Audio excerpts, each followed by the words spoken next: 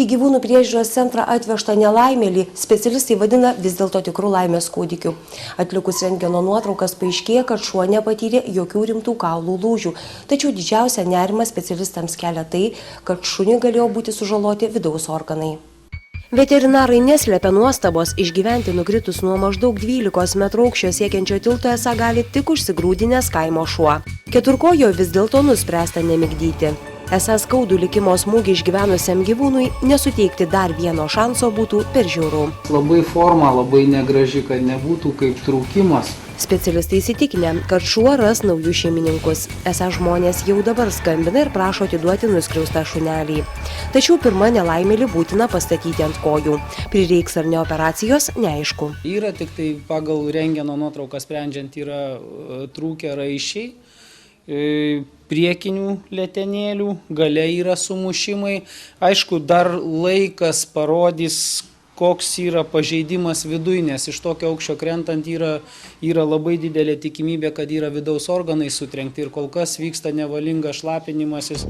O štai šiame Jurbarko rajone mažame Seredžiaus miestelyje esančiame 3 aukštų daugiabutyje gyvena, kaip įtariama, šuns skriaudikas Svajūnas Beniukas. Kaimynai sako puikiai pažįstantis visą vaikino šeimą. Esą jo senelis kažkada pasielgė panašiai kaip ir jo anūkas. Įmetė katę į šuns narvą tam, kad šis ją sudraskytų. Nuo tilto numesto šuns šeimininkas 70 sulaukęs Petras Dunskaitis sako, kad 2 jo augintiniai vieninteliai šeimos nariai. Esą savo maisto pritrūkdavęs vyras pirmiausia skubėdavo pašerti savo šunis. Aš jį pipiru vadinau. Jis 5 metus, 4 gyveno su manimu, kodėl jis nusipelnė tokios likimų, kai jį turi mėtyti į vandenį nutiltų. Jam stuburą sulaužė, mačiau jo diržiuką, tikrai jisai. Ant visiškai netoli savo namų esančio tilto šunį atsinešę 3 sadistai planavo jį numesti ir nuskandinti. Tačiau šuo įkrito ne į vandenį, o ant šalia upės dubys esančio žvyruoto kelio.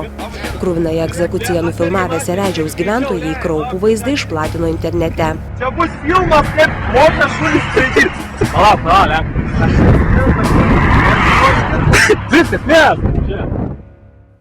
Nežinia, kokiais sumetimais vedinas, bet šuns skriaudikas Svajūnas Beniukas pats atėjo į Vilkijos policijos nuovadą.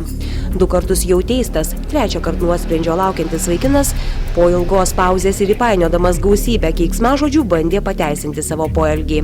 Esą šunį žudęs, nes šis pjovė vištas. Šitai valgyti nėra, o jis dar pjaustų vištas. Šeimininkui sakiau, karočią, sakau, dabok šunį, bus sakau, nunešiu išvešiu šį.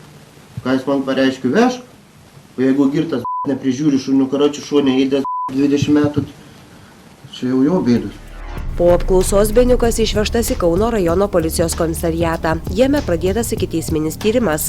Atsižvelgia į šiuo metu galiojančias bausmes, kardomosios priemonės sulaikymo Svajūnui pareigūnai netaikė. Šuns kankintojui leista važiuoti namo. Tuo metu Seimas gyvūnų skriaudikams jau ruošiasi griežtinti bausmes. O iki 4 metų mano siūloma pataisa tai yra apysunkis sužalojimas ir tai yra taikomos visiškai kitokios baudos iki 26 000 litų. Ir turiu pasakyti, kad užsienyje tai yra daug didesnės, ženkliai didesnės baudos, siekiančios keliasdešimt netgi tūkstančių eurų. Šiuo metu už gyvūno nužudymą, sužalojimą arba kankinimą numatyta piniginė bauda siekianti nuo kelių šimtų iki kelių tūkstančių litų arba laisvės atėmimas iki 1 metų. Reporterė Edita Norkienė, Kaunas.